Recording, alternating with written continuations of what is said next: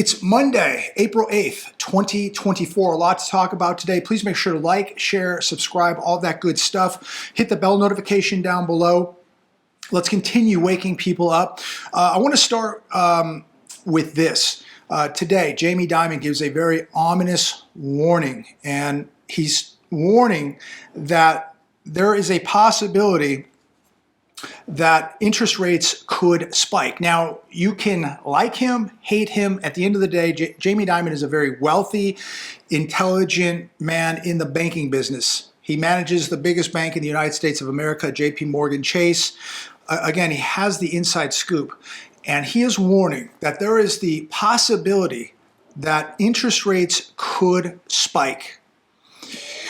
He says he's shocked how resilient the U.S. economy is. Well, of course it is. People have 18 credit cards in their back pocket, and they're using every one of them at this point. But what do you think about this warning? And if you want to get more of the specifics, you can Google it. It's all over the internet. You can go to CNBC. But I just want to kind of give you a broad brush here of what he said. Again, it's very ominous because he knows something, and he knows that there is a serious possibility that interest rates aren't going to go down. They're going to go up. We're spending too much money. We're printing too much money. We got wars going on all over the world. And this is very, very inflationary. So comment down below. Let me know what you think. Pardon me today if you hear any snoring. Nugget's taking another power nap over there. I've got Mimi next to me on the other chair here. She's pretty quiet. But CNBC, U.S. ready to sanction Chinese banks if they aid Russia's war machine, Yellen says. This is almost laughable, but it's not, because it's extremely dangerous. It's extremely serious. And they're going to escalate tensions with China even more. I cannot even believe the audacity that we have and sending Janet Yellen over there to talk to the Chinese. Who are we to tell China what to do, ladies and gentlemen? We send Janet Yellen over there, who, I mean, no offense, but she does not come across to me like the brightest bulb on the tree, if you get what I mean. She talks very, very slow. A lot of times she makes no sense. She was telling us that, you know, inflation was transitory, that we'd never see another economic downturn. She's been wrong about everything. And we send this woman over there who, you know, is a bit older, a bit slower. What do you think the Chinese are thinking? Do you think they're scared? Do you think they're intimidated? This is another reason why China is stockpiling gold, ladies and gentlemen. This is why the BRICS was created. Again, do you think they're intimidated by Janet Yellen or the United States? I don't think so. But again, the U.S. is prepared to sanction Chinese banks and companies. I hope that the United States is prepared to deal with mass shortages. And what do I mean by that? Well, 90% of our pharmaceuticals come from China. So if they sanction China, which, I mean, basically we're just cutting off our own nose, right? Because we won't get any products here. We won't get any cheap goods here. We're not going to get medicine here if we decide to do that. 90% of our pharmaceuticals coming from there. Probably the shoes you're wearing today, unless they're Italian, you probably bought a pair of shoes made in China. Most of your appliances are made over there. Photography, camera equipment, computers, chips, lithium, data processing machines, plastics, aluminums, toys, clothes, shoes, everything on that Walmart shelf, literally 90 to 95% of everything on those Walmart shelves is coming from China. All these materials that we need to make things right here are coming from China. Imagine how many people would be dying every day if they couldn't get their pharmaceuticals coming from China. I mean, this is just absolutely insane what we are doing. We have no leverage at this point. We are completely reliant on China, way more reliant on China than China is reliant on us. And again, this is why they've developed the BRICS nations. This is why they're stockpiling gold. They are not going to be hijacked by the US dollar. It's not going to happen. And they see the writing on the wall, they have seen it, and they're not going to be a casualty of this. They're too powerful, they're too big, they have too much gold, they have the 4 biggest banks in the entire world, the biggest military in the entire world.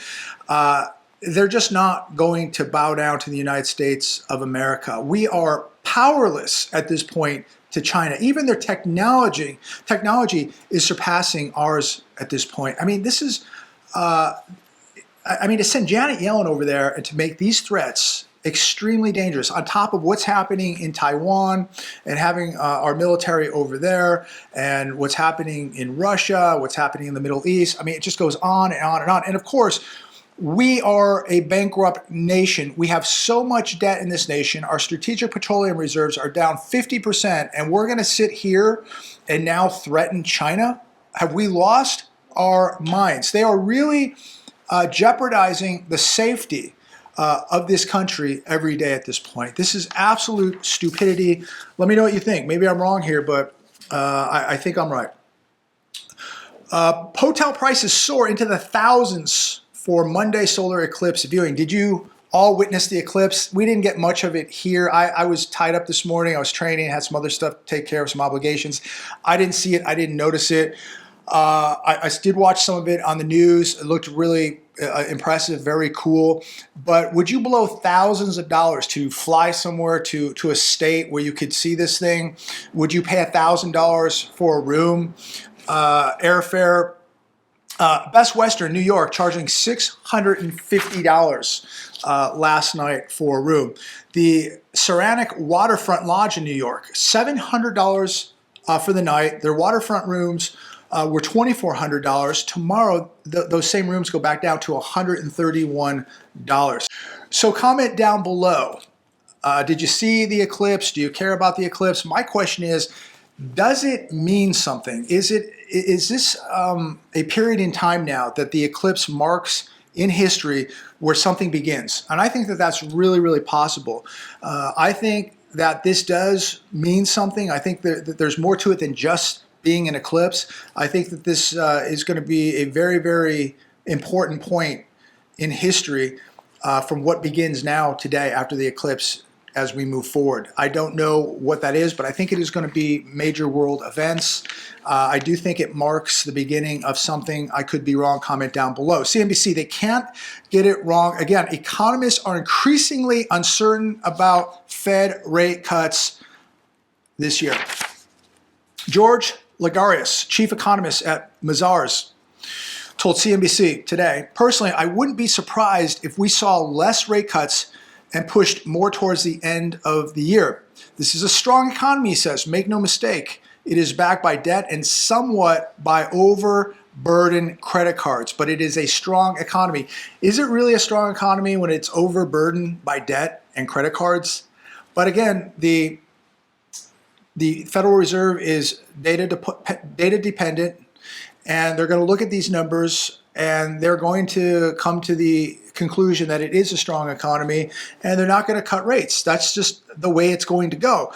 So the Fed will struggle to find the case to cut rates soon, he says. I believe that. I think that it's looking more like possibly November, December, 1 rate cut.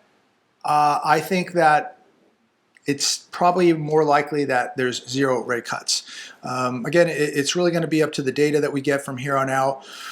But how can somebody, and again, this is an economist, we talked about this yesterday, the chief economist at Mazars, he's an economist, he's got the title, and he says it's a strong economy even though it's backed by massive amounts of debt and credit cards. I totally disagree. I think it's an extremely weak economy, and the reason being it is backed by massive amounts of debt and credit cards, and that to me makes the economy extremely weak. We're not creating real jobs here. We don't have real manufacturing jobs here.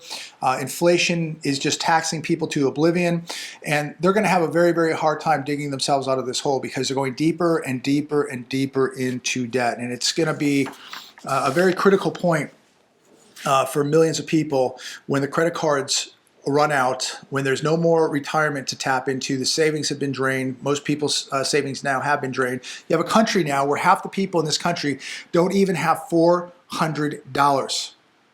And we're going to sit here and threaten China when we are this broke. It makes no sense. It's absolutely ludicrous. ABC News, snowbirds leaving their winter nests are worried about squatters.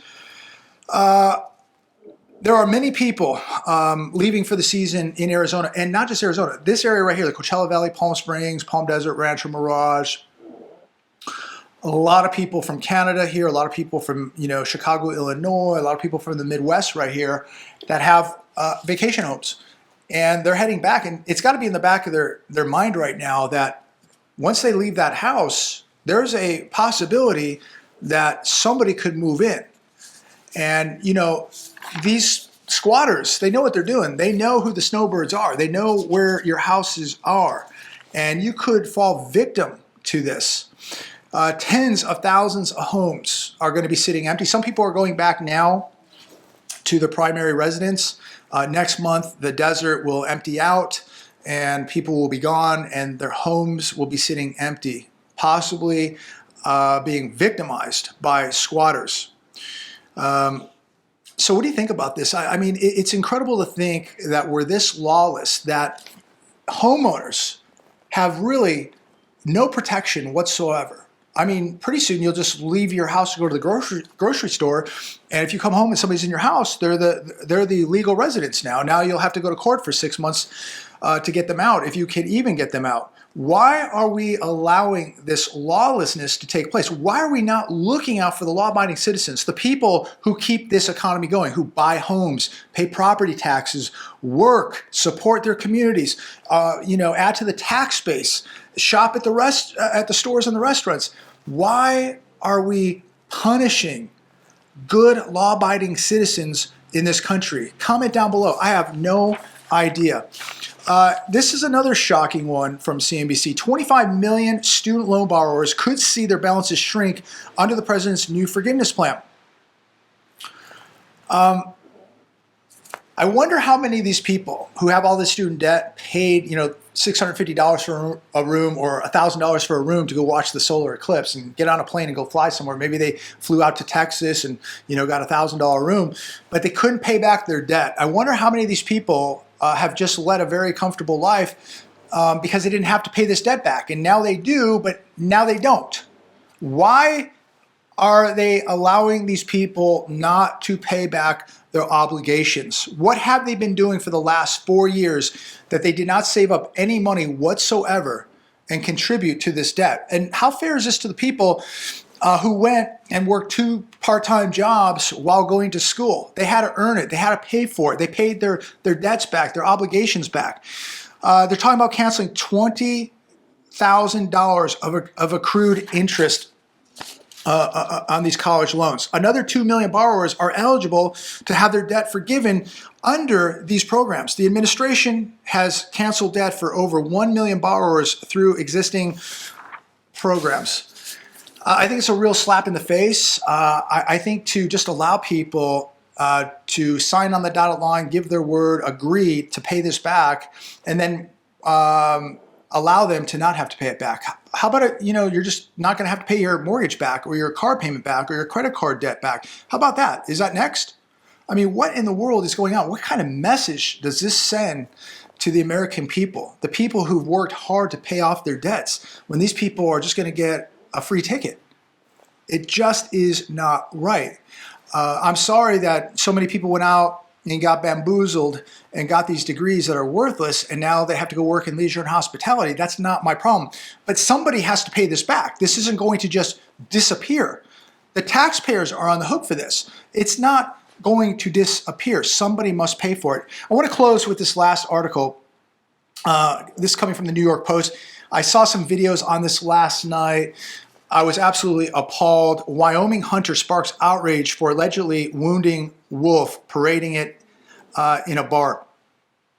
This lowlife, Cody Roberts is his name.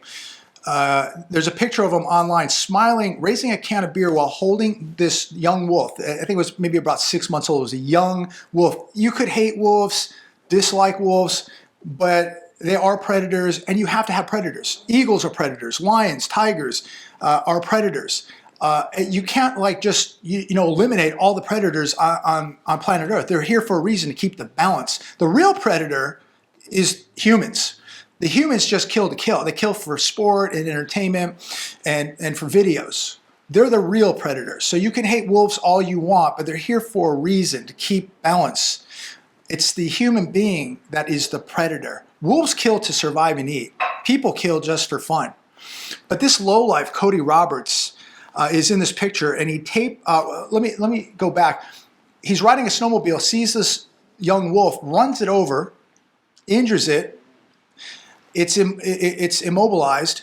He tapes the muzzle really tight on this wolf, and then throws it on a snowmobile and takes it to the bar, and then beats it up a little bit, roughs it up, beats it up while it's muzzled up and injured from being run over by a snowmobile. And they're taking pictures of it, and it's funny, and he's a big man, and he's a tough guy. And then he took it out back and shot it. So, it's people like this. I mean, this to me is the telltale signs of a serial killer. And, it really outrages me that we have humans that do things like this to innocent animals. They hurt kids. It really outrages me. And I have to say, that if I saw this happening, I try to really be a controlled person. I think most of you know, I try to use good language. I try to control myself. But I think if I saw something like this going on, this guy would look a lot different today. I mean, if you're hurting little kids, you're hurting defenseless animals, at some point you have to step in. But man, I think I would really hurt somebody like this. I really would. And if Cody Roberts has a problem with that, then he can look me up, and he can we can work it out however he wants to. But you're a piece of garbage, and I have other words I would use for you. But this gives hunters a really, really bad name. This is just murder. You're not a hunter. You're a murderer, and you pick on little animals, and God knows what else you pick on. But a disgusting piece of garbage, a disgusting human being. I just wanted to say that. I usually don't go on a rant with people, but when I see when I see this kind of activity, it's so demonic, it's so evil.